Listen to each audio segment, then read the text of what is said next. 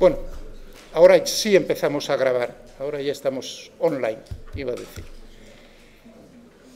El día pasado lo dejamos en campos escalares, en la representación, y entonces estaba hablando de un ejemplo muy importante de campo escalar, que es la energía potencial o el potencial, y estábamos justo en ese punto.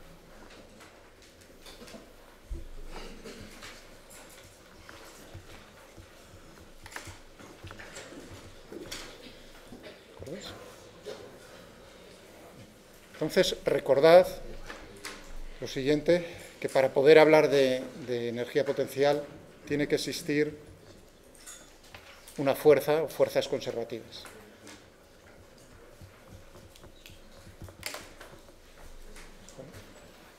Fuerzas.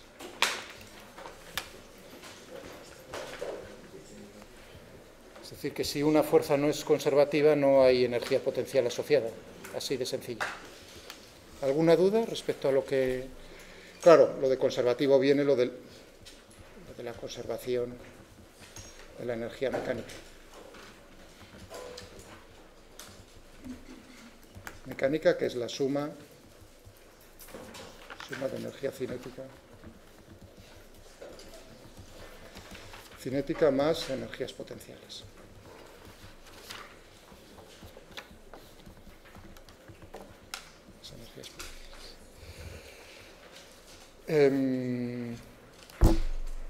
¿Cómo lo definimos? Pues por convenio. Alguno me preguntó al final, oye, lo del signo menos, ¿no? No me acuerdo muy bien quién de vosotros fue la persona que se me acercó al final ahí cuando estaba recogiendo y me preguntó. Es un convenio, podría haberse definido todo con un signo más. Si recordáis los cambios, lo voy a poner ahora, o tal como lo puse el otro día, y ahora lo voy a poner en forma diferencial. Dijimos, bueno, existe un cambio finito en la energía potencial asociada a esa fuerza, ¿no? Y esa es menos el trabajo que realiza esa fuerza al moverse el cuerpo desde un punto 1 hasta... Entonces venía la pregunta, creo que eras, perdona, eres tú, ¿no? Tu nombre se me ha olvidado, y Jorge, a ver, yo creo que con unos cuantos ya me he quedado. Jorge, vale, gracias. Entonces es un convenio, ¿de acuerdo? Se podía haber definido todo, pero tiene un sentido físico. En lo que te intenté explicar, de decir cómo queda almacenada, digamos, la energía de esa manera. Entonces es importante ese signo para darle ese sentido a lo que te intenté explicar. Bien, claro, es independiente del camino seguido. Bueno, aquí una cosa ya que tenemos en el temario, intentaré también ser...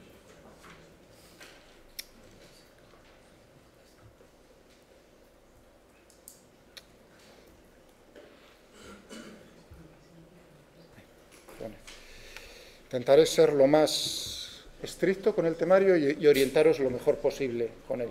Ayudadme con vuestras preguntas, ¿de acuerdo? También intentaré completar el temario, cueste lo que cueste. Claro, para bien y para mal. ¿De acuerdo? Muy bien. Sí, estaba comentando aquí, esto es lo que se conoce como, en general, cuando utilizaba y decía, ¿cuál es el trabajo que realiza una fuerza, ¿no?, a lo largo de un camino determinado? Tenía aquí, estoy hablando ahora para cualquier tipo de fuerza, ¿entendido? Yo tengo aquí un cuerpo en la posición 1, seguía este camino, el camino C, y sobre él están aplicadas unas fuerzas, ¿de acuerdo? Se mueve, hay aplicadas unas fuerzas, me fijo en una de ellas y digo, ¿cuál es el trabajo que realiza esa fuerza al moverse el cuerpo desde la posición 1 hasta la posición 2 por este camino? Eso se le llama una integral de camino. De camino o de línea.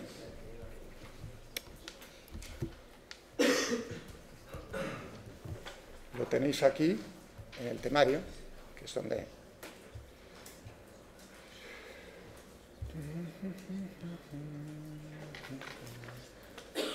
Aquí, en este punto, fijaos, donde tengo ahora el ratón colocado, integrales de línea, de superficie y de volumen. Bueno, pues ya el primer punto, que es una integral de línea, he hecho uso de él aquí en la definición de trabajo y de energía potencial. ¿Está claro? Es decir, que en cada posición, a lo largo de este camino, tengo que la fuerza tiene esto, divido el camino en trocitos infinitesimales, un elemento infinitesimal de ese camino es el diferencial de R, el desplazamiento. Bueno, pues voy sumando a lo largo de ese camino y es ahí donde, si la fuerza es conservativa, lo que tenemos es que es independiente del camino seguido. ¿Está claro? Esto lo puedo poner también en forma infinitesimal, diferencial. Si yo escojo un camino de longitud infinitesimal, es decir, me estoy fijando en un trocito nada más de este camino, ¿cómo va a ser el cambio que experimenta ese cuerpo en su energía potencial asociada debido a ese desplazamiento infinitesimal?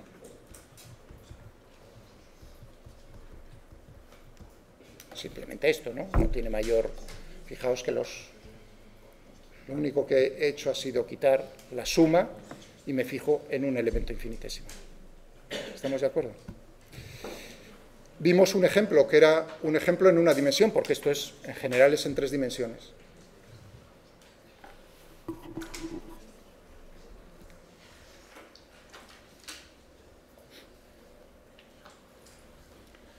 Vimos el otro día el ejemplo que era unas fuerzas elásticas que siguen la ley de Hooke. La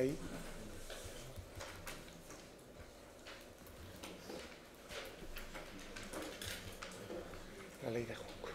Esto es un ejemplo el que os puse en una dimensión. Teníamos aquí el muelle, teníamos aquí la masa, m. Yo llamo a la dimensión a lo largo de la cual se está moviendo el cuerpo, donde tiene libertad de movimiento, el eje X. Entonces tendríamos aquí la fuerza elástica, que depende, fijaos, ¿es un campo? Sí, depende de la posición, ¿no? De la coordenada X. ¿Y cómo dependía? Como menos kx por y, donde yo ponía el origen, si recordáis, lo podía poner donde a mí me dé la gana, naturalmente, y lo pongo en el punto para el cual el muelle está sin estirar ni comprimir. Entonces, uno se da cuenta, ¿está definida esta fuerza en todos los puntos del espacio? Sí, a lo largo del eje X, por lo tanto es un campo. ¿Está claro? Un campo unidimensional, en una dimensión. Y vimos que tenía asociada una energía potencial.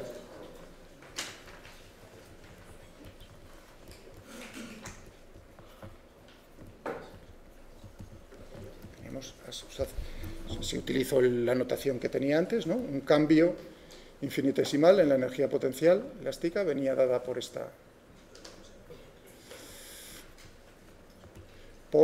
diferencial de R. Claro, aquí el diferencial de R, fijaos, son vectores.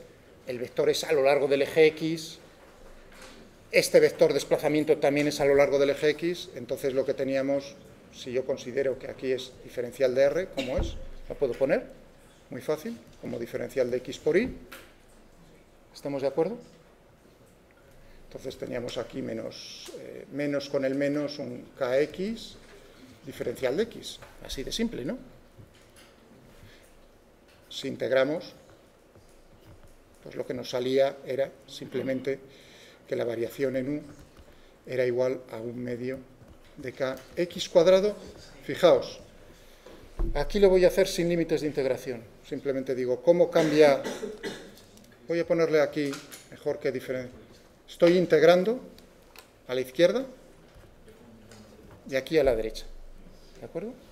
Entonces, estoy en matemáticas. U igual a 1/2 de kx cuadrado, ¿estamos de acuerdo? Más una constante de integración. Es a eso a lo que me refería el otro día, cuando digo la energía potencial. O sea, ¿qué es lo que se define realmente? Lo que se definen son unívocamente, o sea, sin lugar a dudas, son variaciones en la energía potencial. ¿Entendido? Es decir, que nosotros podemos definir, claro, una función energía potencial salvo una constante. Ahí la estáis viendo, por eso lo estoy poniendo explícitamente. Esta es la constante de integración. Que yo puedo elegir, claro, a mi gusto, porque yo sé que siempre que haga diferencias, esta C se me va a ir, ¿no? ¿Estamos de acuerdo? Al restar siempre se me va a ir. Por lo tanto, yo le puedo dar el valor que a mí me salga de las narices, así hablando claramente. Bueno, uno escoge naturalmente el valor que le salga de las narices más cómodo, o más agradable, o más bonito, o más algo. ¿Cuál es en este caso?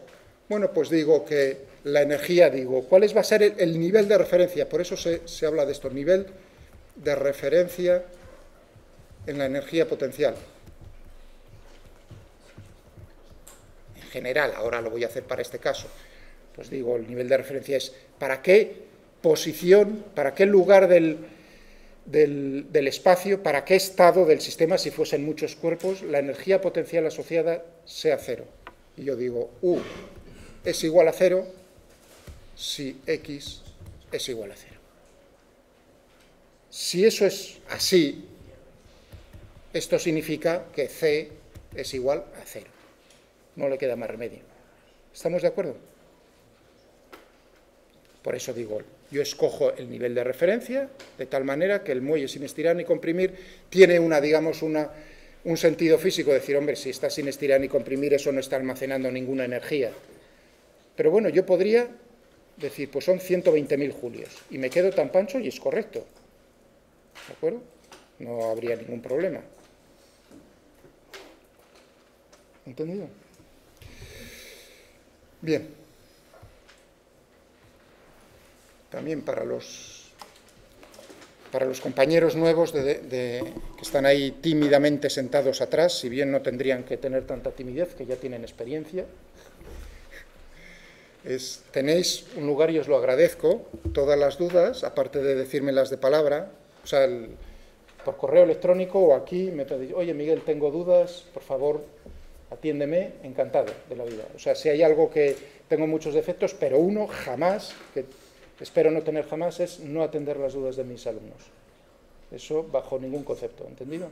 O sea, que si no salen las dudas, que no sea por mi culpa, sino que no se me quiere preguntar. Entonces, doy varias opciones, ponerse de acuerdo conmigo es muy fácil, ¿no? A través del correo electrónico o directamente cara a cara, y encontramos seguro tiempo más que suficiente para vuestras dudas, pero os agradezco también por ejemplo, con vosotros no tengo mucha queja en ese sentido. En Física 1 me habéis planteado bastantes más quejas que esos que tienen tanta fama en industriales, de ser tan buenos. Esos me han puesto menos dudas, bastante menos.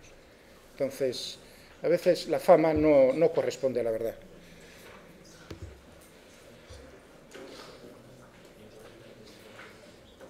No sé si os agradecería también que las dudas me las metieseis en ese foro. ¿De acuerdo? Bien claro, ¿no? Hoy en clase no he entendido. Ponéis, no he entendido, Miguel, no he entendido nada de la clase. Perfecto.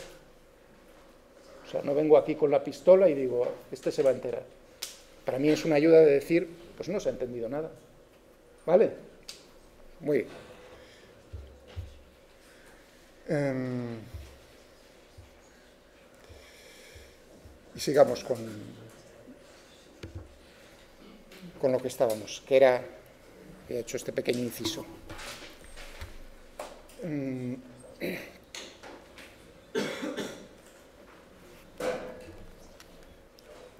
una dimensión, voy a coger primero una dimensión.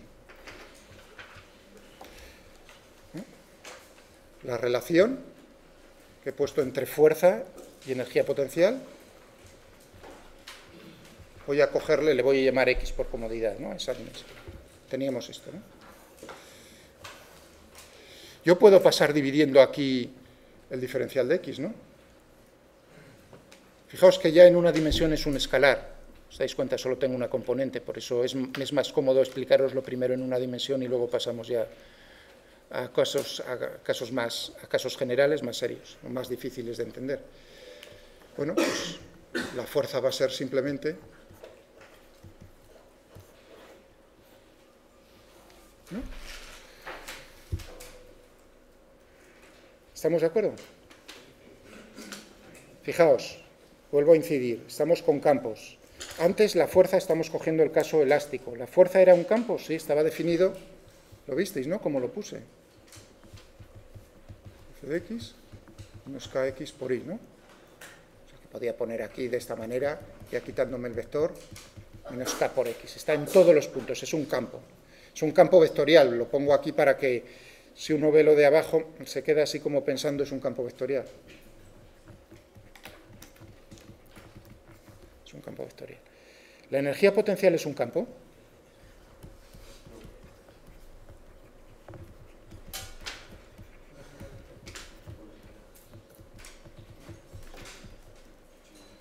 Sí. Es un campo escalar. Es un campo escalar. Voy a remitirme al ejemplo que estábamos utilizando, que es, yo creo, lo más claro. La energía potencial elástica, la fuerza elástica, está definido para todos los puntos 1 medio de kx cuadrado. Por lo tanto, es un campo escalar. Con una magnitud física que es energía, ¿vale? Pues es energía. ¿Cuánto valor tiene? ¿Sí? ¿Cuánto valor tiene en cualquier posición? Pues yo lo sé. Claro, con la convención que hice, eligiendo el nivel de referencia que a mí me ha parecido conveniente. Bien, más podemos extraer cosas interesantes de esto, que nos van a ser útiles a lo largo de la asignatura. Bueno, a esto voy a adelantarme un poquitín. Ahí uno lo que ve es, voy a ponerlo explícitamente, que la fuerza que depende de x es menos la derivada de una función que depende de x con respecto a x, para que quede todavía más claro. O sea, que es menos la derivada de la energía potencial con respecto a x. Bueno, esto es el gradiente, la definición de esta derivada con respecto a la posición es lo que se conoce como gradiente. Gradiente de un escalar.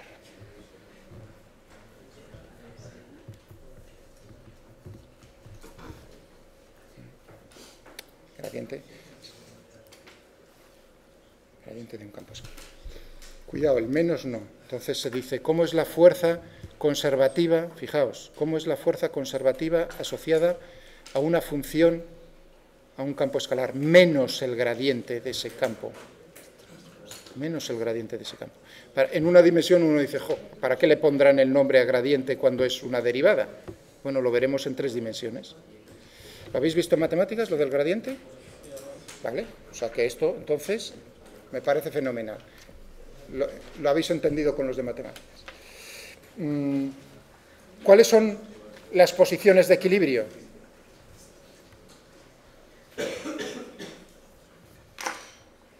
O sea, esto pasa en física, ¿eh? No, uno se queda así como diciendo lo siguiente.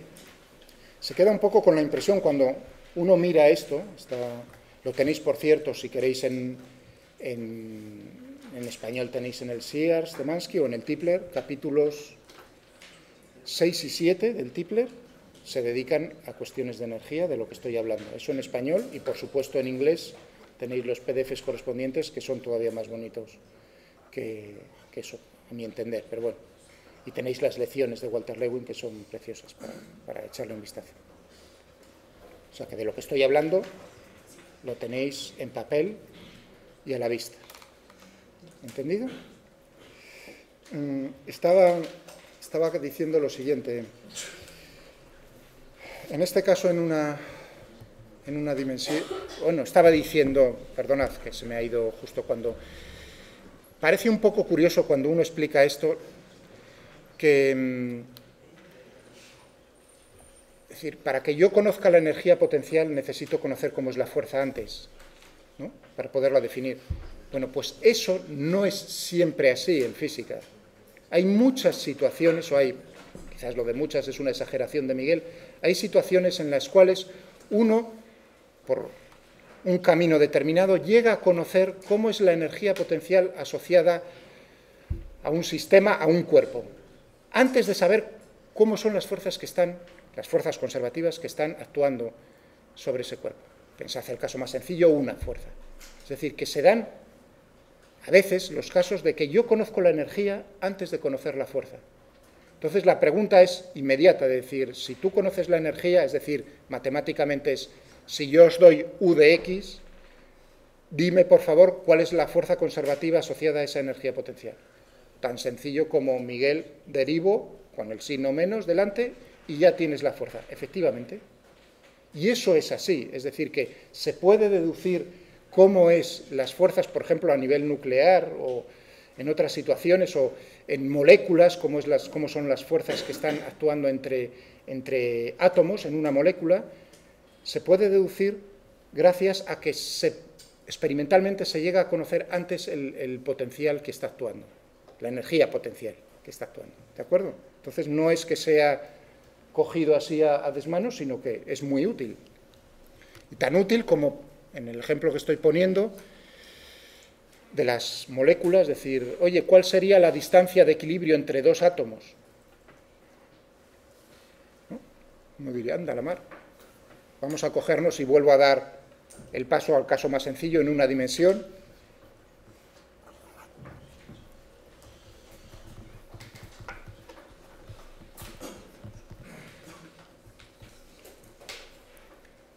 Pensad, por sencillez, que solo está actuando sobre mi cuerpo esta fuerza. O sea, os estoy añadiendo, solamente actúa esta fuerza, que es conservativa, claro. Conservativa. Entonces me preguntan, hallar las posiciones de equilibrio. ¿Qué significa esto de hallar las posiciones de equilibrio? Es decir, que si yo coloco el cuerpo en esa posición, con velocidad cero, queda en esa posición para siempre, no se mueve de esa posición. ¿Entendéis? Es decir, si yo coloco el cuerpo en esa posición con velocidad cero, fijaos cómo he añadido las condiciones iniciales, en esa posición, en reposo, entonces no se va a mover. Eso significa que la aceleración tiene que ser cero. Eso significa que la fuerza neta, según la ley de Newton, tiene que ser cero. Eso significa que si es la única fuerza que está actuando, la fuerza neta es esa fuerza. Es decir, que la fuerza, naturalmente, las posiciones de equilibrio tienen que cumplir que f de x sea igual a cero. Esto me diría las x de equilibrio, esta ecuación. Claro, desde el punto de vista de la energía potencial, ¿qué significa eso? Las posiciones de equilibrio van a ser aquellas para las cuales la pendiente de la función energía potencial es cero. Esto implica, esto me da las posiciones de equilibrio. Voy a dibujar aquí a mano una función energía potencial en una dimensión. U de x. A mano se me da bastante mal.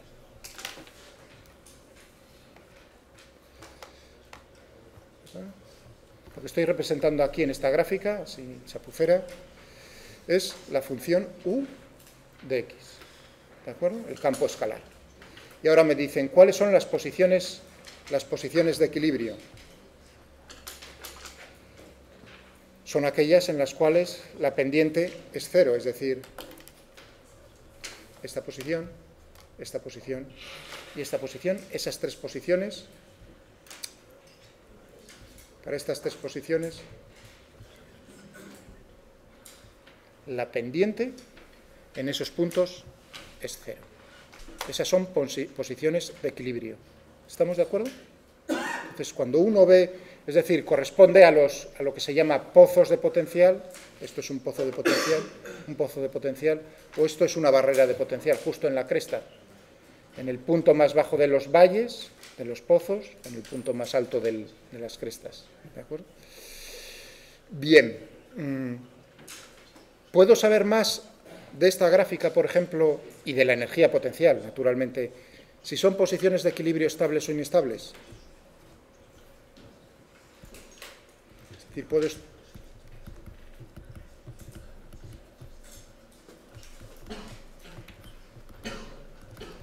estabilidad del equilibrio, que significa que sea una posición de equilibrio estable,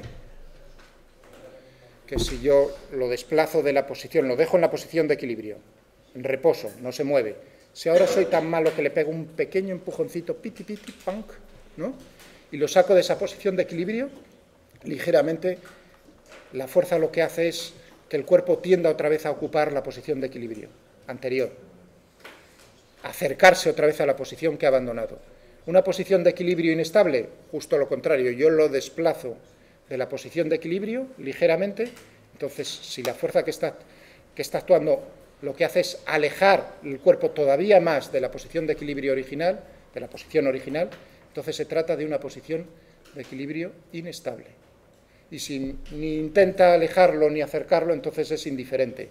También hay ese caso extremo. En este caso, vamos a ver cómo serían las fuerzas.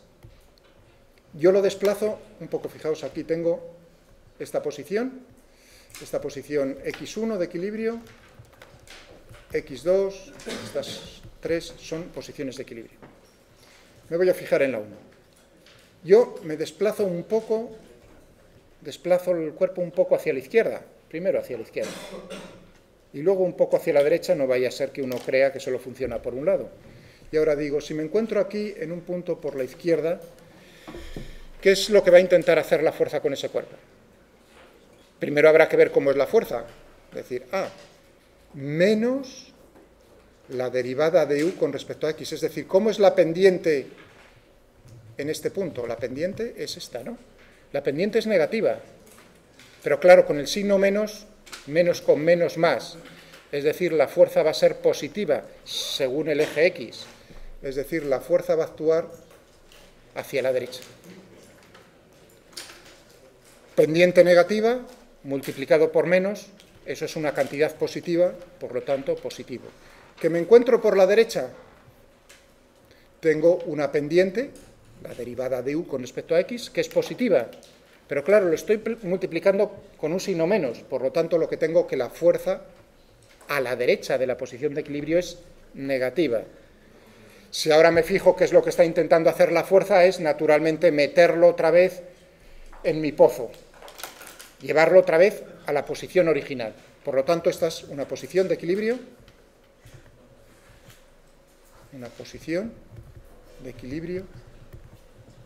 estable. Lo mismo tendríamos, evidentemente, es el mismo caso en el 3, ¿no? ¿Y qué ocurre con esto? Pues, como podéis imaginaros, va a ser justo lo contrario. Si yo me encuentro por la izquierda, la pendiente es positiva, con un signo menos negativo, por lo tanto la fuerza está actuando aquí hacia la izquierda, lo intenta alejar, y por la derecha la fuerza lo intenta alejar, por lo tanto X2 es una posición de equilibrio, si logro escribir un poco mejor, de equilibrio inestable.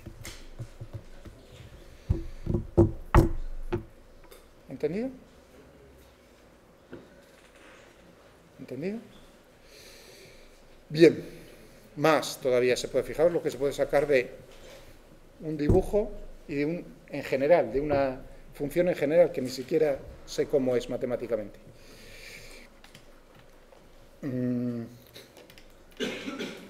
Imaginaos que yo no tuviese el dibujo. Uno está viendo entonces los pozos de potencial son posiciones de equilibrio estable, las cumbres son de posiciones de equilibrio inestable.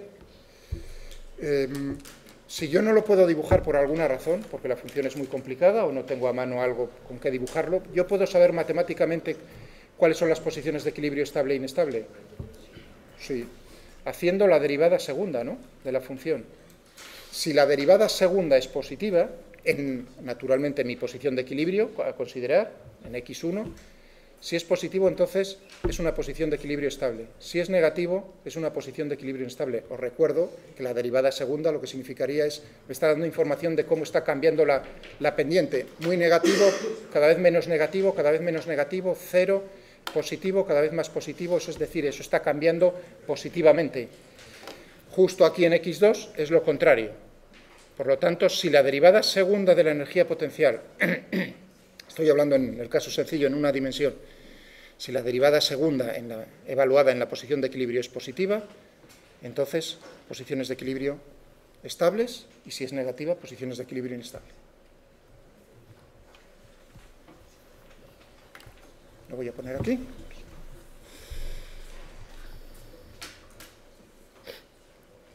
Entonces teníamos aquí que esto nos da igual a 0 las posiciones de equilibrio. Si yo evalúo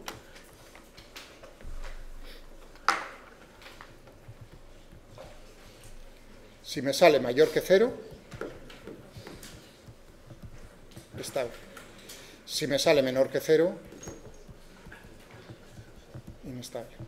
Y naturalmente os queda el caso límite, ¿no?, que es caso crítico entre los dos, que es 0, que esto es indiferente. No intenta ni alejarlo más ni acercarlo, le da igual. ¿Está claro? Más todavía se le puede sacar a esto. En posiciones de equilibrio estables. Otra vez el dibujo. Voy a intentar hacerlo.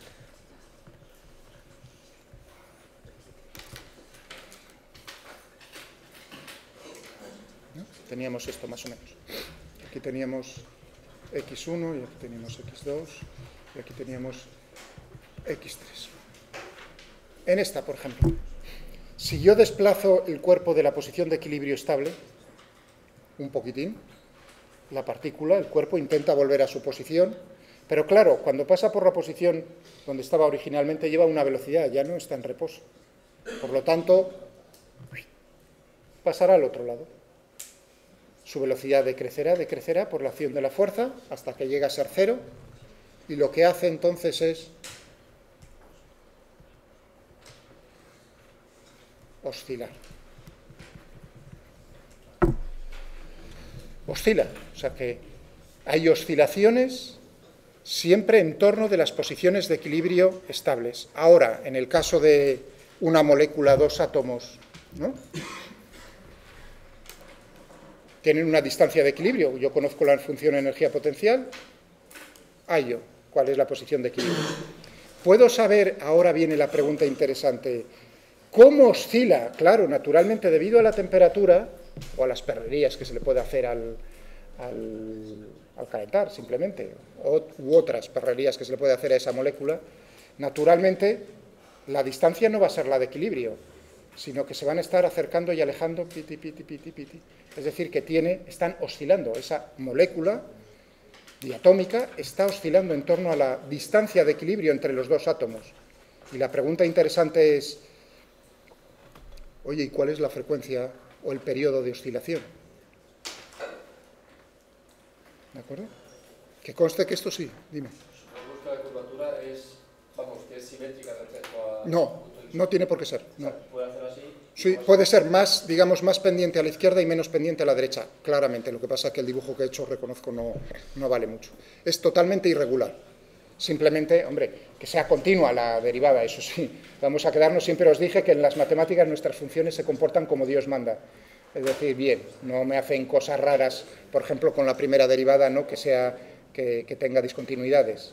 Habéis visto, o sea, con que hasta la segunda derivada se me comporte como Dios manda, me vale por ahora. ¿Entendido?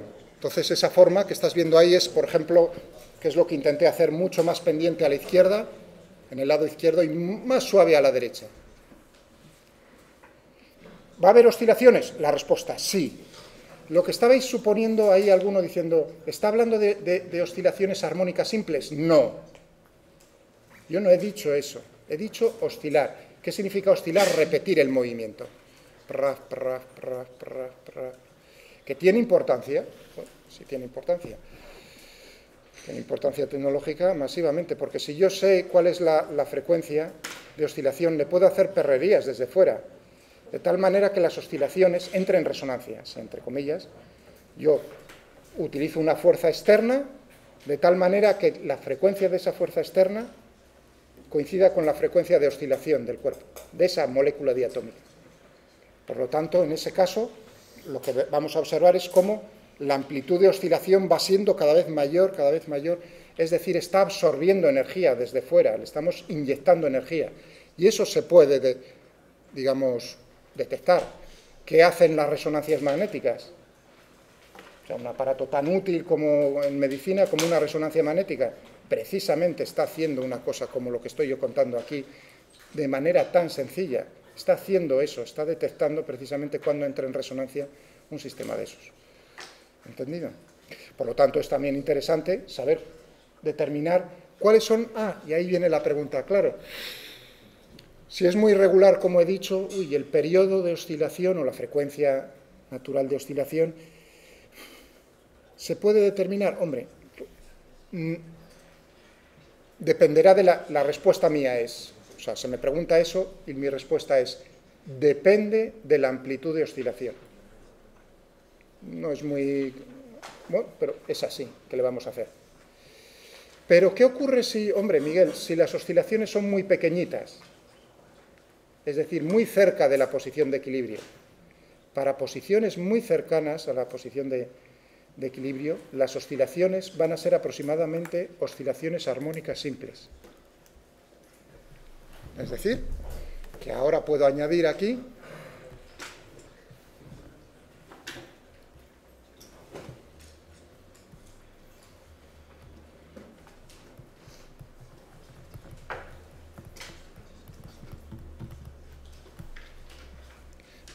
entorno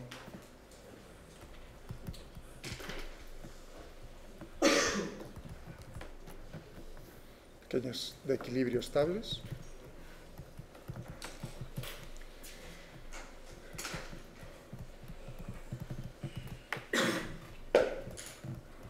Armónicas.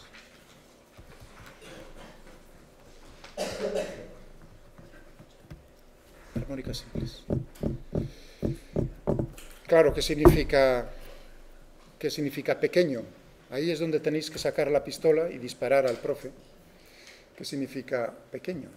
¿Qué significa grande? ¿Qué significa pequeño y grande? Pues es simplemente decir, ahora voy a aproximar, claro, lo que voy a hacer es aproximar, bueno, el ángulo, si estás pensando, claro, digamos, en un péndulo, ¿no? Por ejemplo, no tiene por qué ser un péndulo. El ejemplo que se estaba poniendo de una molécula diatómica, ¿no? Ahí no hay digamos, un ángulo, es una distancia, piti, piti, como se van, ¿no? Unido por una goma elástica, por así decirlo, sería un modelo. Lo que vamos a hacer, naturalmente, es un desarrollo en serie de Taylor de la función u de x. Esto lo puedo hacer siempre, y ya visteis que funcionaba muy bien, por cierto, con matemática, ¿no? Puedo aproximarlo todo lo que me dé la gana con un polinomio. Entonces tendré, ¿en torno a qué punto? En torno a la posición de equilibrio estable. He escogido x1, sigo con x1, pues pongo x1. Tendré, el primer término es u de x1 más la derivada de u con respecto a x elevado en x1 por x menos x1 más, voy a poner el siguiente término, un medio de la derivada segunda de u con respecto a x dos veces evaluada en x1 por x menos x1 al cuadrado más piti piti piti más 1 dividido por n factorial, derivada enésima de u con respecto a n veces, evaluada en x1 por x menos x1 elevado a n veces, más, infinitos términos. Eso es el desarrollo en serie de Taylor. Claro, yo digo, ahora sí puedo decir cuál es el criterio pequeño y grande. Digo, ¿dónde me voy a quedar? Ahí. Hasta el término, fijaos. Primero, ¿cómo es el primer término u de x1? Bueno, pues tendrá un valor. Puedo hacerlo incluso cero, si tomo como nivel de referencia s. Subo y bajo la escala, ¿no? Eso no me molesta. ¿Este término cuánto vale? Rápido. Cero, claro. Estamos en una posición de equilibrio, por lo tanto esto es cero. Es decir, que tengo este primer término, y claro, el primer término, digamos, que no sea constante es, ya habéis visto que con el que me estoy quedando es con el término cuadrático. Es decir, lo que hago es aproximar, así hablando en cristiano, aproximar esta función que tiene una forma en general, la aproximo por una parábola justo en esa posición de equilibrio. Y ahora sí, por lo que me decía Antonio. Uy, Daniel. Uy, Antonio es el de detrás, sí. Antonio y Daniel. Por lo que me comentaba Daniel, ahora sí, ahora izquierda y derecha son iguales, con la parábola. ¿Entendés? Es decir, que tenemos que u de x es aproximadamente u de x1 más 1 medio de la derivada segunda de u con respecto a x dos veces x más x1.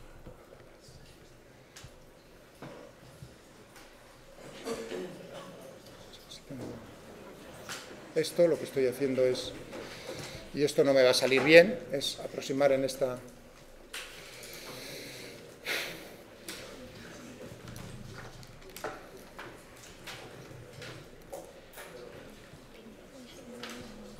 aproximo por esa parábola.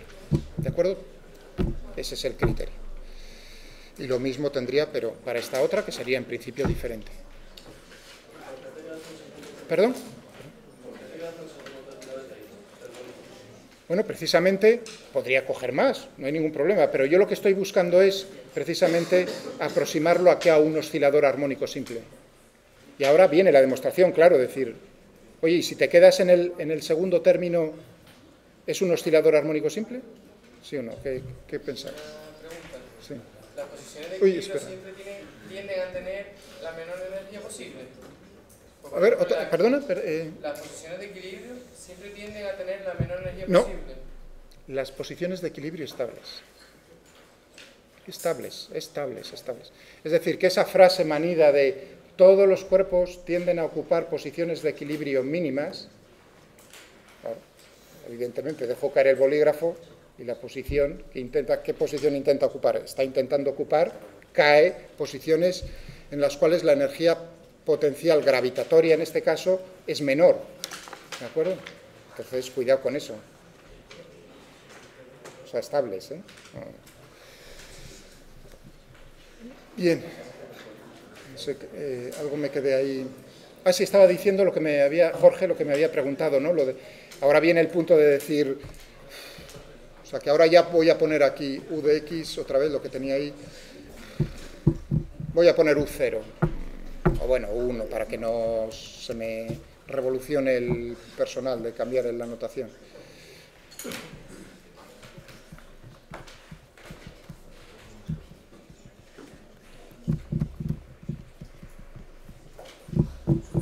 X. Y ahora te pido, que yo creo que va a ser lo más fácil, que te fijes en lo siguiente. Bueno, podría hacer una forma, cojo esto y lo derivo. O sea, si busco la fuerza.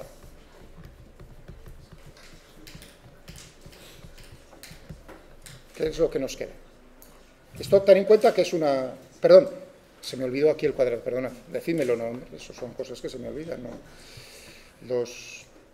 Si hago esto, la derivada es de este primer término es 0, y luego tengo aquí un menos, el 2, con el 1 medio, plaf, plaf, ¿no? Se nos queda aquí. 2 veces... elevado. Esto es una constante. Fijaos que está evaluado, esto no depende. Ya lo he evaluado ahí. ¿Y qué tenemos por aquí? Por x. Con un signo menos bien gordo delante. ¿Está claro? Es menos una constante. ¿Esta constante es positiva o negativa? Es una posición de equilibrio estable, por lo tanto esto es positivo, porque es estable. Por lo tanto podría ponerlo, si me permitís, como menos k por x, bueno, menos x1 para que no se me olvide el x1. Amigo, ¿y esto qué es? Esto es la ley de Hooke. Y ya hemos resuelto en física 1, y no lo voy a hacer, que esto si ahora hago, ¿no?, la ecuación del movimiento y resuelvo la ecuación del movimiento, me da un movimiento oscilatorio armónico simple, cuya frecuencia, y esa me la tenéis que decir, es, ahora con K, ¿cuál es la frecuencia? Al cuadrado. Si el cuerpo que estoy utilizando en este experimento tiene masa m, entonces, rápido, habéis tardado ya demasiado.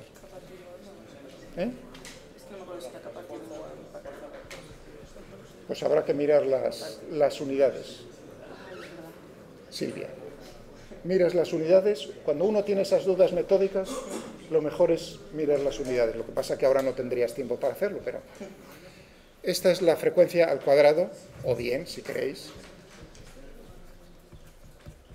Es decir, que el periodo, que va a ser 2pi por la raíz cuadrada de m dividido por k.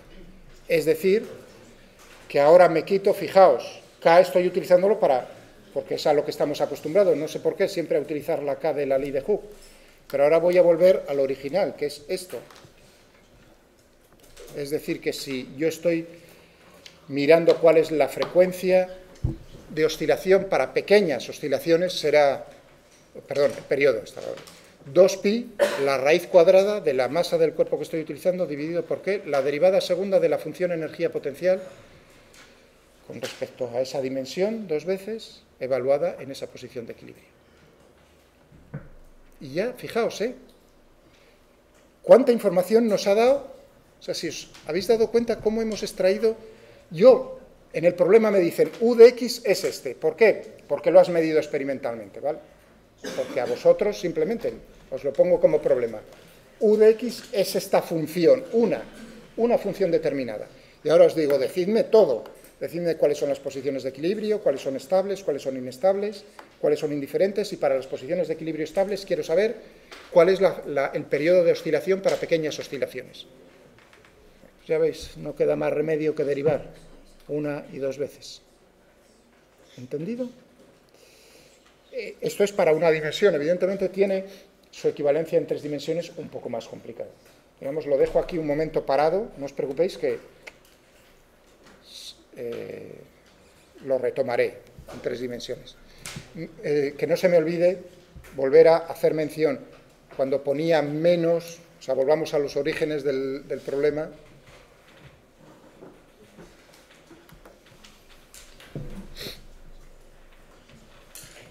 En una dimensión,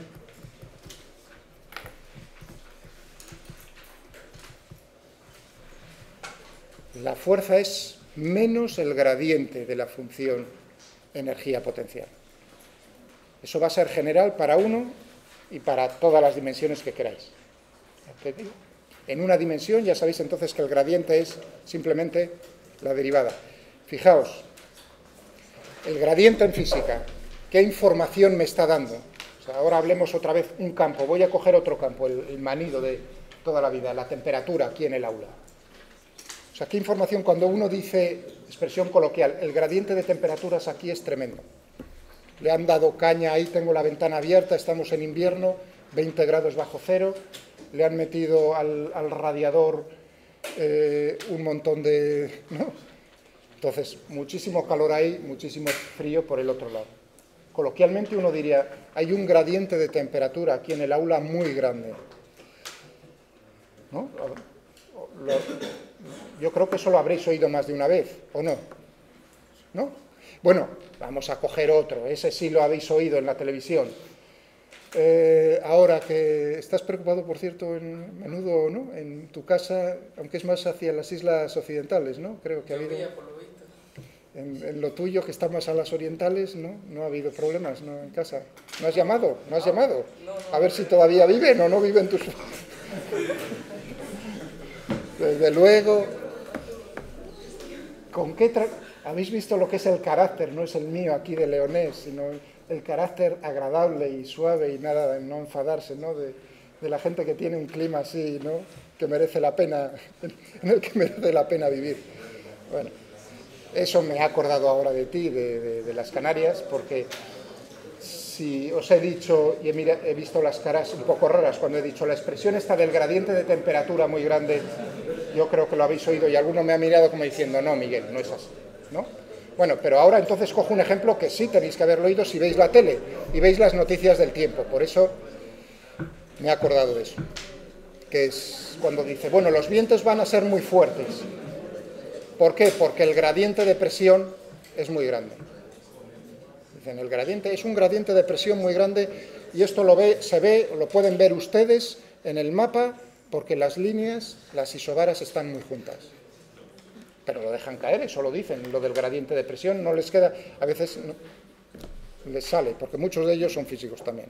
A lo mejor es por eso que no saben hablar.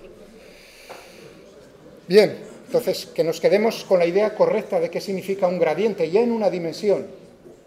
Nos está dando idea, por un lado, fijaos en el numerador, de cómo está cambiando de los cambios, hablo de temperatura, de los cambios de temperatura. Es decir, si ahí hay menos 20 y aquí tengo 20 grados, tengo una diferencia de temperatura de 40 Kelvin o 40 grados Celsius. ¿Estamos de acuerdo? Por un lado, la diferencia. Pero no solo es importante cómo es la diferencia en sí, sino en qué zona, en qué distancia se está produciendo esa diferencia. Porque puede ser 40, evidentemente tenemos una diferencia de temperatura entre hoy León y el Polo Norte, pues bastante grande, ¿no? Y el gradiente es muy pequeño. ¿Por qué? Porque ahora hay que fijarse en el denominador, no solo es el numerador, sino cómo de pequeño, cómo de grande es, en qué distancia está ocurriendo esos cambios. ¿De acuerdo? Por ejemplo, en el ejemplo que os estaba diciendo, aquí de una ventana a otra, entre comillas, una distancia pequeña, significa que no solo la diferencia de temperatura puede ser grande, sino al ser la distancia pequeña, denominador, el gradiente es grande. ¿Entendido lo que significa eso? Entonces, ¿cómo son los cambios que están ocurriendo en una magnitud física? Presión, fijaos que es una magnitud física escalar, estamos hablando de un escalar, no se os olvide, es un escalar, campo escalar. ¿Cómo son los cambios en ese escalar en una distancia determinada? ¿Entendido? Bueno, gradiente, topografía, es un gradiente muy grande, esa ladera tiene un gradiente muy grande o muy pequeño, ¿qué significa eso? O en una carretera, ¿no? El 12%, ¿qué significa eso? Pues uno no solo tiene que ver cuánto está subiendo hacia arriba, sino horizontalmente sobre el mapa en qué distancia horizontal se está produciendo ese cambio en las alturas. ¿De acuerdo? Es decir, que puede haber un cambio en altura de 1000 metros y el gradiente ser una tontería. Claro, si eso se produce en 1000 kilómetros, el gradiente es más bien despreciable. ¿De acuerdo?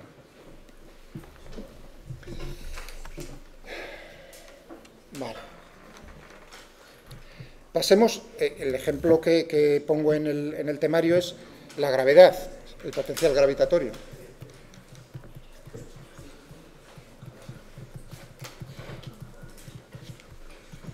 Entonces, vamos a cogernos... Bueno, ahí ya se me ha escapado lo de potencial sin decir energía potencial. ¿Habéis visto? He puesto potencial gravitatorio. Bueno, ya voy a dejar... ¿Qué diferencia hay entre, en el caso que estamos utilizando en una dimensión, entre energía potencial y potencial? Es simplemente dividir, en nuestro caso, dividir la energía potencial por la masa, y en ese caso tenemos el potencial. Es decir, que hay una relación, es decir, es cuánta energía, así hablando estrictamente, cuánta energía potencial tenemos por unidad de masa. ¿Entendido? Por eso ahora ya se me escapó lo del potencial, no puse energía potencial, sino potencial gravitatorio. Potencial gravitatorio, energía potencial gravitatorio. Vamos a hablar de este ejemplo. Y antes de seguir, que seguro que se me va a olvidar, antes de que 13 y 18, y tenéis que tener consideración con una persona ya mayor como yo, que empieza a tener canas.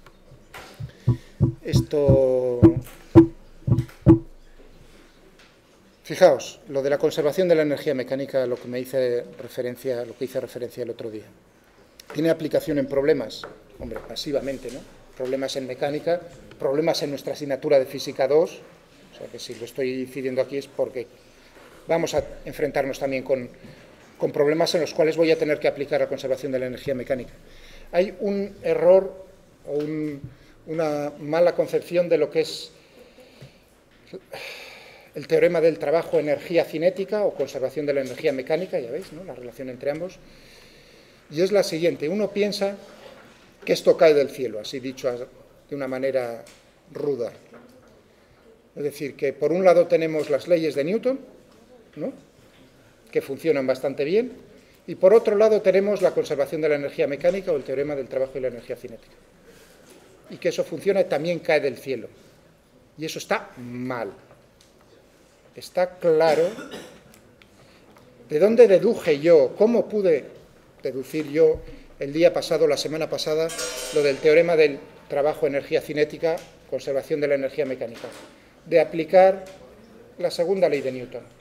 Es decir, que la conservación de la energía mecánica es un cocinado de las leyes de Newton. No dan más información, la dan de otra manera. Es decir, que si uno piensa en un problema que digo, pues pongo la segunda ley de Newton y la conservación de la energía mecánica, son ecuaciones independientes. Eso está mal, está claro. Eso es muy importante.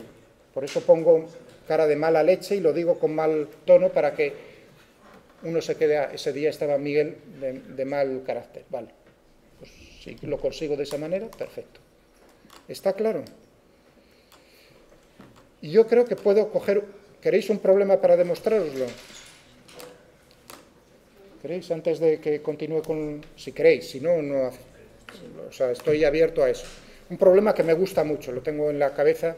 Bueno, hay dos problemas. Uno es muy bonito. Tienen relación entre sí. Si habéis visto las lecciones de Walter Lewin en Física 1, hay una que es la siguiente. Una de las cosas, por cierto, que tengo que mejorar es cortar las grabaciones en trozos más pequeños, pero hoy ya me parece que va a ser un tocho de hora y media.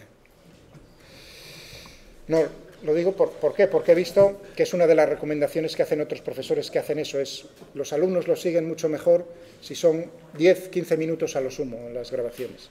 Pero eso me parece a mí que Miguel no lo va a conseguir este curso todavía.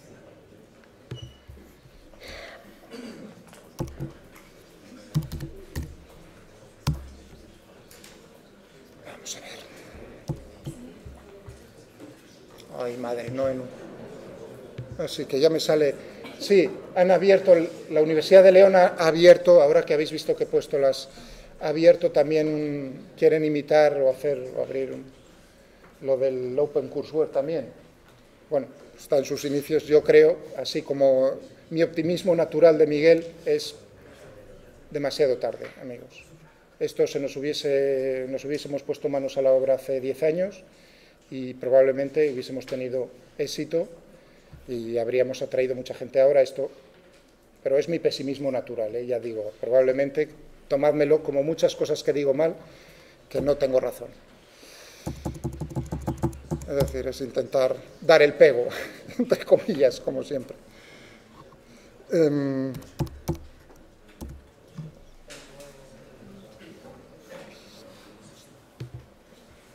Bueno, podía haber ido a Física 1 a través de nuestro... Pero como he estado pensando, si voy a través del Moodle de Física 1, vuestros compañeros ahí detrás no tienen acceso a Física 1. Entonces, a lo mejor, probablemente se hubiesen quedado así con la mosca detrás de la oreja diciendo, hombre, no está muy bien, no es muy fino, Miguel, que nos hagas eso. Bueno, ahí estáis viendo cómo estoy llegando a...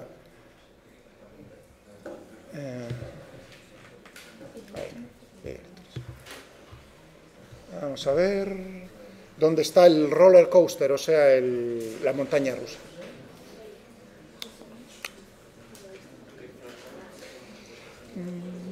Aquí tenemos el roller coaster, la 11. Como Miguel es tan así, lo vamos a tener el roller coaster.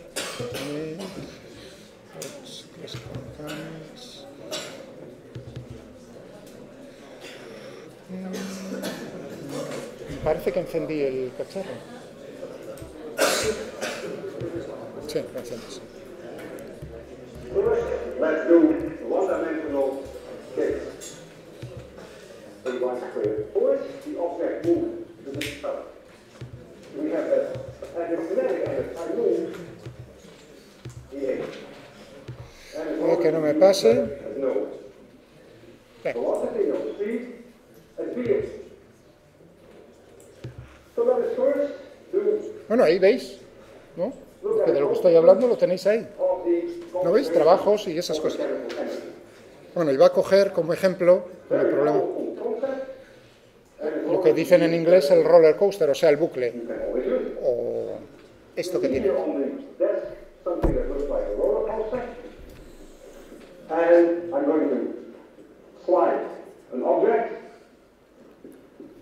Bueno, lo de slide rueda, no desliza, pero bueno. Take it a little bit better. Here is that roller coaster. This is a circle, and then it goes up again. Bueno, un momento, paro. That's a circle and a ring. Entonces va a dejar una bolita rodar. Bueno, para él en el problema tal como lo resuelve, a partir de este momento lo resuelve en la pizarra y luego pondré unos segundos de cómo lo hace, como siempre, interesante, ¿no? En realidad para eso lo ha puesto encima de la mesa, se lo han puesto. Entonces la pregunta es, ¿a qué altura tengo que dejar en la parte esta más alta, larga, recta? ¿A qué altura tengo que poner la bolita para que haga una vuelta completa? Esa es la pregunta. Digo, no lo voy a resolver, yo voy a hacer otro que también me gusta, que tiene relación, pero me parece una tontería que yo resuelva cuando esta persona lo hace mucho mejor que yo, y os estoy mostrando donde podéis verlo en la pizarra exactamente cómo lo resuelve. Simplemente adelantaros, ahí la tendencia de uno de tirarse, ¿no?, contra la espada sin mirar, tiene la armadura puesta y clavársela, es decir, pues justo a la misma altura que, hombre, Miguel, a la misma altura, ¿no? Mal. No has mirado a ver si tienes la armadura puesta y la has palmado, ¿de acuerdo? Sino que hay que lanzarlo más alto, desde el reposo, hablando, que con vosotros hay que hilar más fino que nada.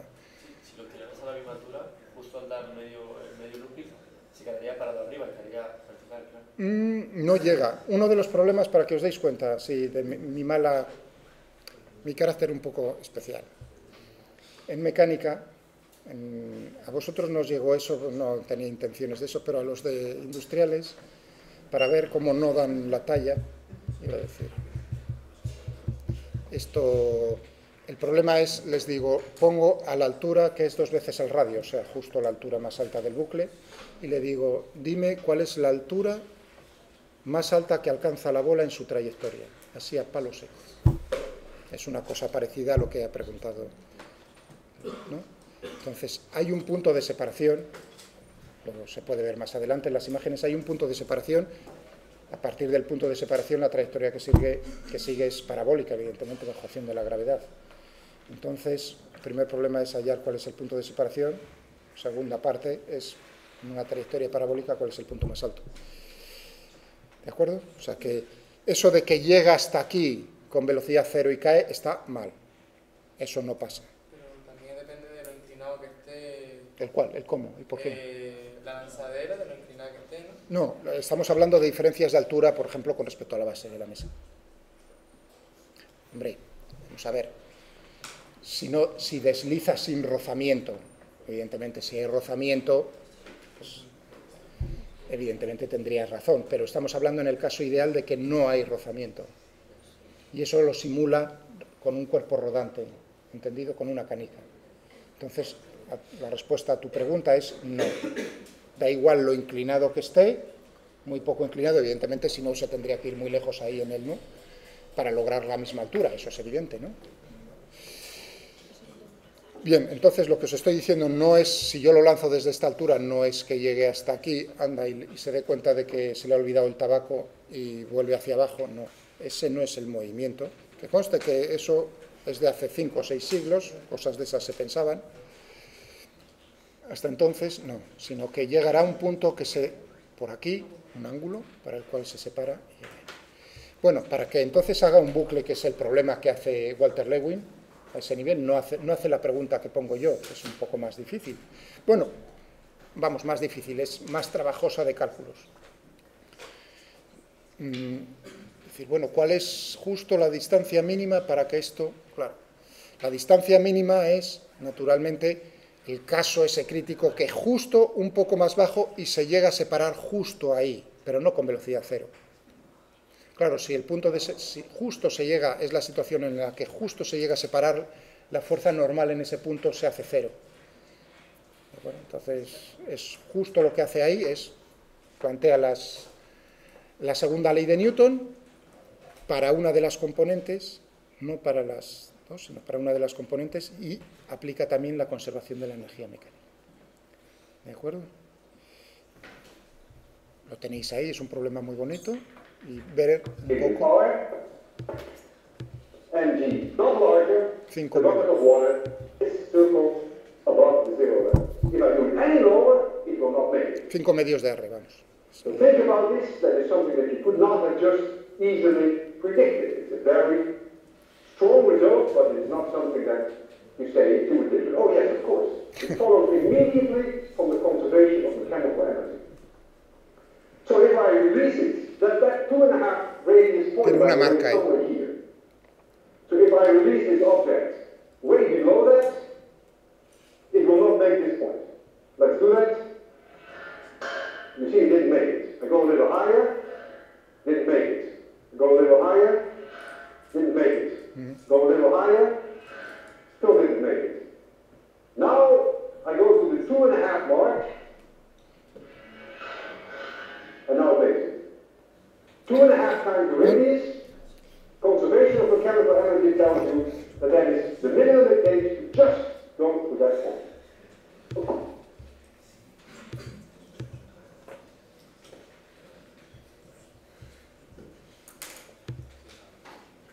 Muy bien. O sea, que no solo tenéis mis grabaciones, sino que de este señor, que es muy conocido, no sé si a lo mejor lo conocíais ya, tiene de Física 1 y, claro, de lo nuestro también tiene, porque si habéis entrado en Moodle habréis visto que están ya las grabaciones. Bien, os he dicho un ejemplo que sea un poco diferente de eso. Vamos a ponernos aquí, vamos a abrir un paréntesis, abro un paréntesis de aplicación.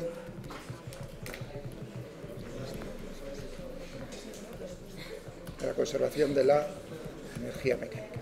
Ya digo, no me parece mal porque como hay muchos problemas en electromagnetismo que también consisten en eso, pues no está de más que lo tengáis bien claro. Un problema que no es sencillo.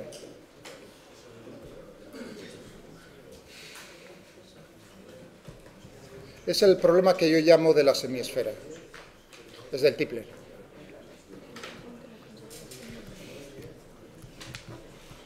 ¿En qué consiste esto que llamo yo de la semisfera? Lo podéis hacer en casa. Cogéis un balón de playa, ¿no? Y cogéis una canica.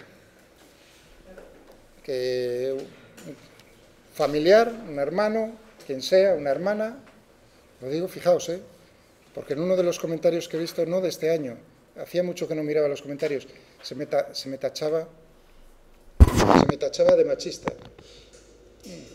A lo mejor es por eso, porque a lo mejor no digo, utilizo bueno, pues yo hablo en español así, hablando, ¿qué remedio? El idioma está hecho así, yo no soy de los que está perdiendo, aunque ya cada vez pierdo más el tiempo en decir, como en alemán, piti, piti, masculino y femenino, más bien femenino y masculino.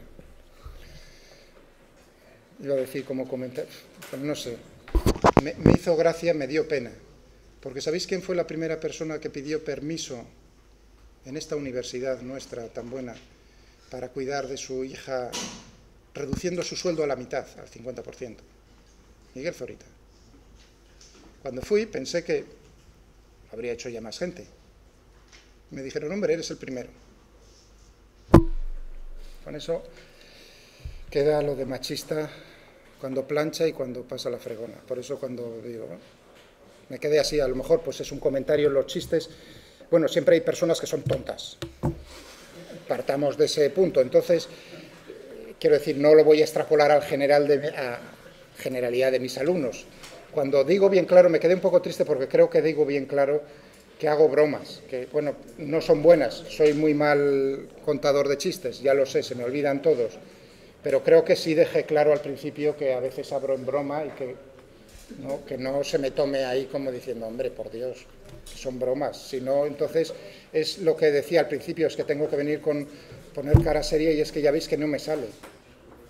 No es posible. Entonces pido perdón si digo alguna inconveniencia, ya por adelantado. Vamos a ver. Entonces, cogéis a vuestra hermana y le decís, please, sujétame el balón de playa. Y yo, que soy el hombre, dejo caer la canica. Y la pregunta es, ¿cuál es el punto de separación de la canica sobre el balón de playa? Bueno, El dibujo es pésimo, como corresponde a mi pulso. Entonces, es parecido. Puede ser una canica que rueda, lo único que os estoy diciendo es un cuerpo puntual que desliza, no hay rozamiento. ¿Y cuál es el ángulo? ¿Cuál es el ángulo para el cual eso se separa? Otros me achacan que le doy mucho, que me gusta mucho lo de matemática. Bueno, eso es cierto, es una pega, sí. Que voy a dejar bien claro para el próximo curso, todavía más en la guía docente, para que no haya malentendidos. Sí, qué curioso, mi asignatura es de simulación, perfecto. Así no hay malentendidos. Me gusta, eso creo que ha quedado bien claro. ¿Que me hace daño un comentario como eso? Sí, tengo mi corazoncito también. Porque creo que no tiene ni idea el que lo dice, es decir, que aprende, que uno aprende cosas también con eso. Pero... Y ahora vamos a... Fijaos lo que me importa a mí que me vean en Japón diciendo estas cosas. A veces me arrepiento luego y ando buscando a ver si corto, pero ya eso es inevitable. Vamos a acordarnos.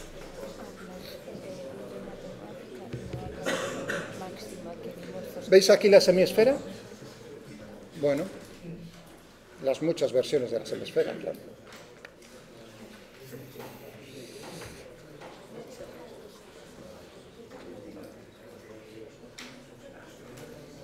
Ahora sí, creo que era esta la última. Esperad un momento, 26 del 11.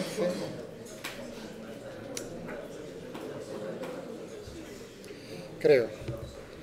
Porque está un poco por pulir este.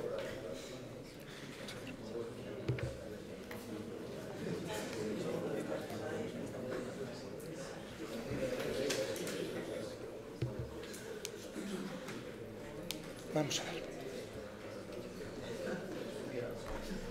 Sí, todo eso es lo que hago con los de mecánica en segundo.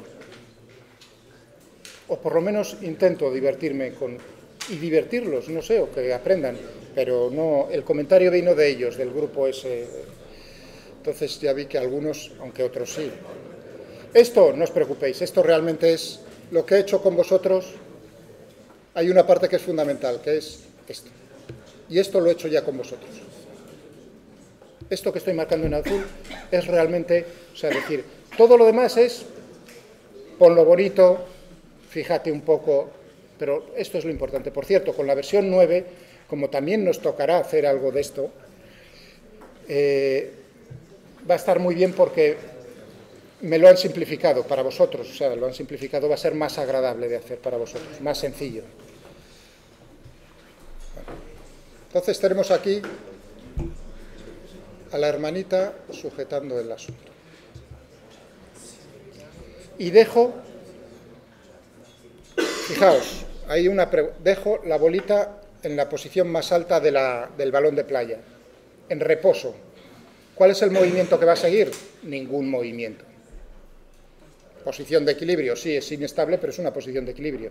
Entonces, en este problema siempre hay que decir, le pego un pequeño empujoncito, muy ligero, es decir, que parte con velocidad cero. ¿De acuerdo? Pero hay que darle un pequeño empujón. O bien dejarlo no justo en la posición. Aquí puedo hacer tanto una cosa como la otra. ¿Veis lo que estáis viendo un segundo. Ya digo que no está pulido del todo, o sea que no es... Un poco más...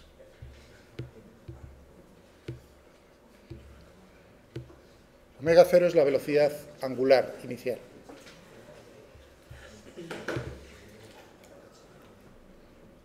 Ese es el movimiento. Y el vector azul que estáis viendo es el vector normal que ejerce el balón de playa sobre... Entonces, como veis aquí, esta línea verde lo que me marca es el ángulo de separación, que es justo el que nos están preguntando en nuestro problema. ¿De acuerdo? Bueno. Ha quedado claro cuál es el problema, ¿no?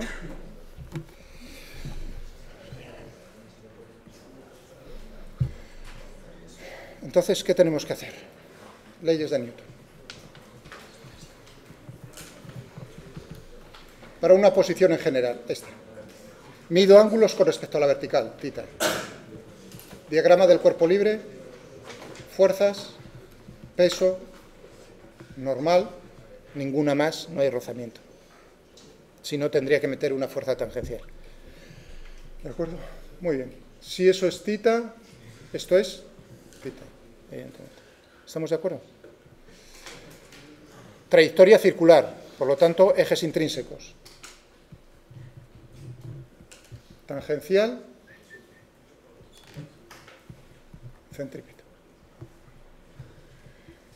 Entonces, en general, para una posición en general, tendremos tendremos naturalmente la segunda ley de Newton, mg más n igual a m por a.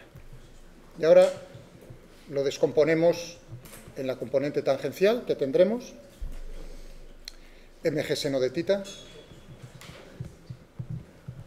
Esto no tiene componente tangencial, igual a la masa por la aceleración tangencial. Y la centrípeta tendremos mg coseno de θ menos n igual a la masa por la aceleración centrípeta. ¿De acuerdo? La aceleración centrípeta, ¿recordáis? Módulo de la velocidad al cuadrado. Voy a ponerlo aquí. Dividido por el radio de la trayectoria, que era r. Tenemos que es esto. Y en el caso de la aceleración tangencial teníamos la derivada del módulo de la velocidad con respecto al tiempo.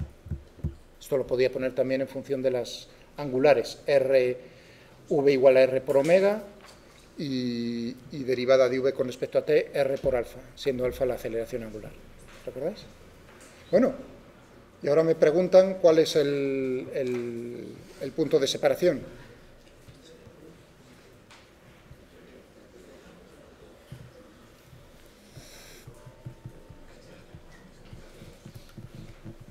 En ese caso tendremos, para ese punto, la normal se hace cero. Es decir, que tendríamos aquí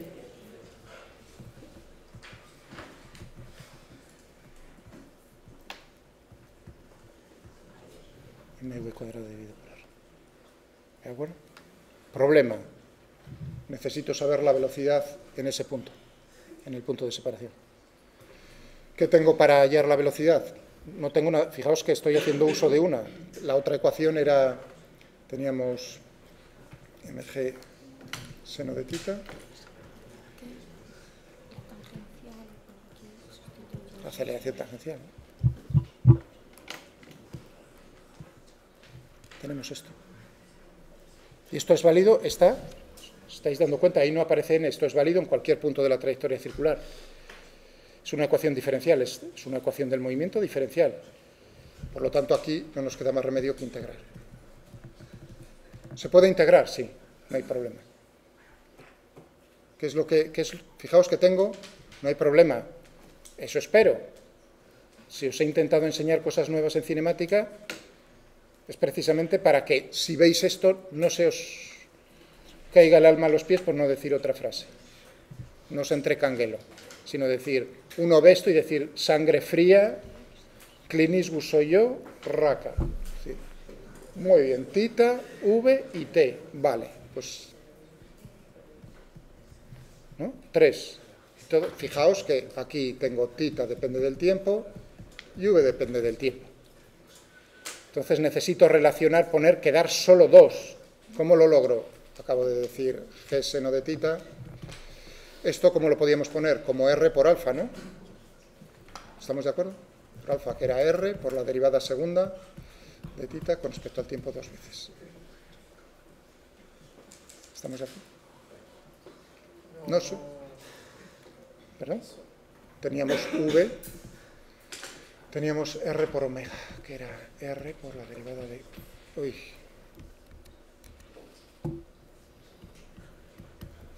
De θ, omega. Omega es la velocidad angular.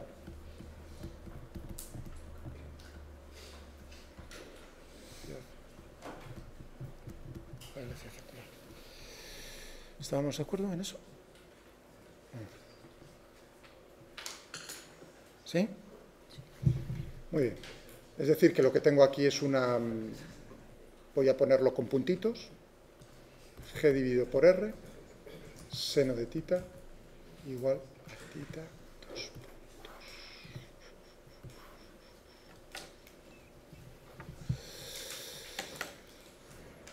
puntos. Ahí necesito hacer algo. Ya solo tengo 2.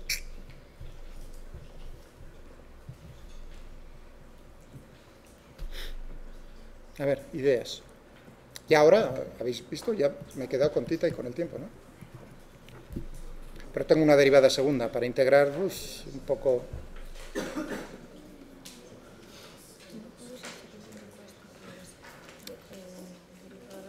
A ver, recordad en el problema este...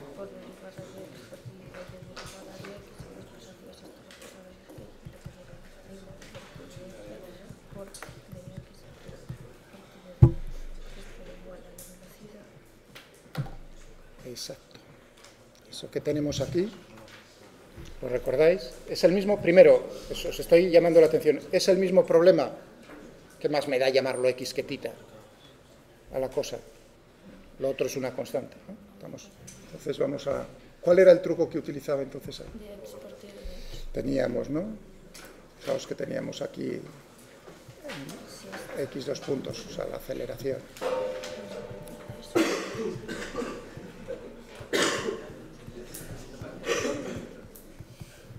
¿Estamos de acuerdo?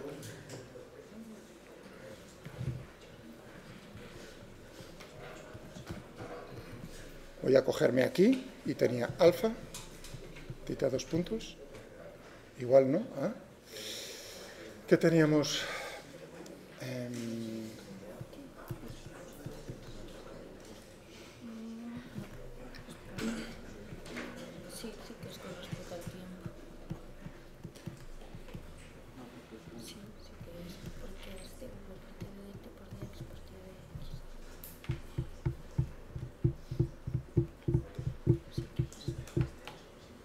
¿Veis? ¿Sí? ¿Sí?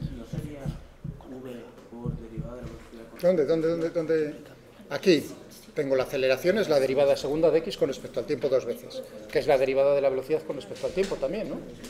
¿Y ahora qué hago? Esto va a ser la derivada de la velocidad con respecto a la posición x por la derivada de x con respecto al tiempo.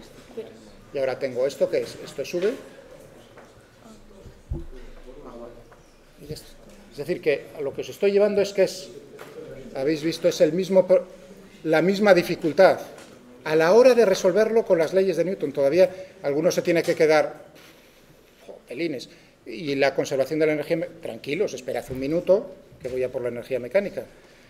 ¿Para qué? Para mostraros cómo de sencillo sería, digamos, cómo esta integral que estoy haciendo aquí, a mano, a palo seco, ya me la tiene hecha la conservación de la energía mecánica. Porque si os dais cuenta, en la conservación de la energía mecánica estamos integrando, ¿no? ¿O no estamos integrando? Al hallar el trabajo. Por lo tanto, bueno, el truco, entonces, ¿veis? ¿Está claro aquí? ¿Qué teníamos? Seno de tita. Muy bien, ahora ya está a huevo la cosa. Separación de variables.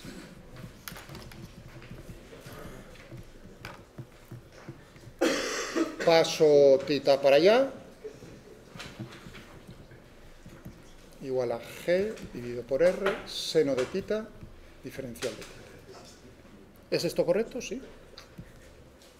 Integro. ¿Integro entre qué posiciones? Pues, por ejemplo, la posición inicial, 1, arriba, la posición 2, en el punto de separación. Qué curioso que va a ser ese. 1, 2. Sí, vamos a ver.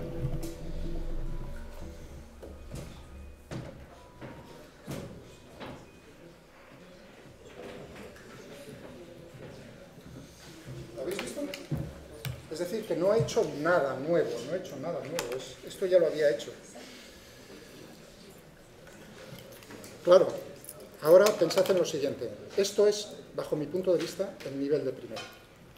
Si voy al ritmo al que hay que ir, que es mi obligación, sí, eso lo reconozco, es uno de mis fallos. ¿Pero por qué? Entonces, ¿cuál creéis que es el resultado? ¿Cuál creéis que es el resultado? El resultado es el resultado que debería ser.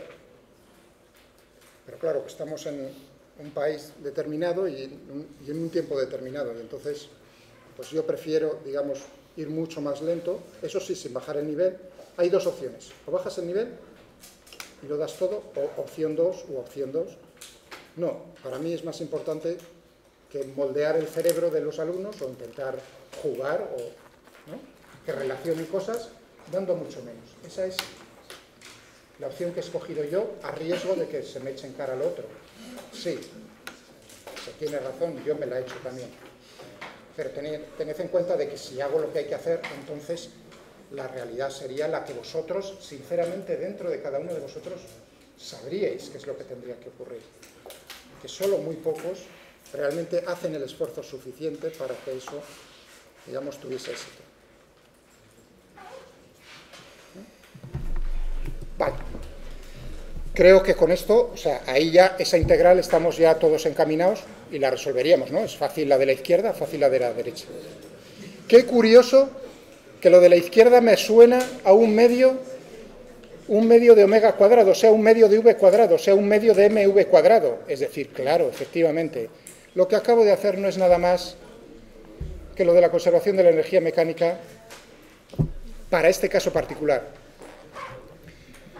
Es decir, fijaos, he cogido una de las ecuaciones escalares de la segunda ley de Newton. Podía haber escogido este otro camino. En vez de utilizar esta ecuación, utilizo la conservación. A ver si se entiende. Si no me preguntáis, es lo que quiero decir. Este sería el camino para hallar que la velocidad al cuadrado, que era lo que tenía antes. Pero podría haber escogido la otra opción de decir, oye, ¿y por qué no aplico la conservación de la energía mecánica? ¿Es algo diferente? No. No tengo 3 ecuaciones, sigo teniendo 2. Eso es lo que os quiero mostrar. ¿Cuándo se puede? Eso sí, hay que tener mucha vista en estos problemas. ¿Cuándo es útil la conservación de la energía mecánica? Únicamente en aquellos problemas en los cuales el tiempo no juega un papel. No juega un papel en el sentido de que no me lo preguntan explícitamente. En el momento en el que en un problema os estén preguntando por cuánto tiempo tarda la bolita en separarse de la superficie, no hay nada que te quite el trabajo de resolver la segunda ley de Newton a palo seco, es decir, integrar. ¿Está claro? Pero en los problemas en los cuales a mí no me han preguntado el tiempo, sino el punto de separación, entonces sí, en esos problemas aplicar la conservación de la energía mecánica es muy útil. ¿Qué tendríamos? Para la posición 1, energía cinética, 0. Energía potencial, tomo nivel de referencia en la energía potencial gravitatoria, ahí arriba, justo me he quedado ahí, pues donde enlazaré mañana por la mañana a las 9. 0 más 0. Igual a la energía cinética que tendría en el punto de separación, más la energía potencial gravitatoria, voy a ponerlo aquí, U-grav, en el punto de separación. Lo voy a dejar así porque no lo he puesto yo todavía, pero ya sabéis que sería menos mg, porque estoy hacia abajo, desde el punto de menos mgh.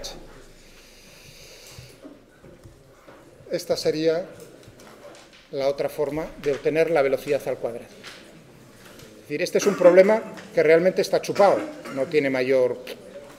Pero no sé por qué es un problema difícil. Bien, yo creo que es el momento en dejarlo aquí y mañana continuamos con los casos gravitatorios ya en general y en 3 dimensiones.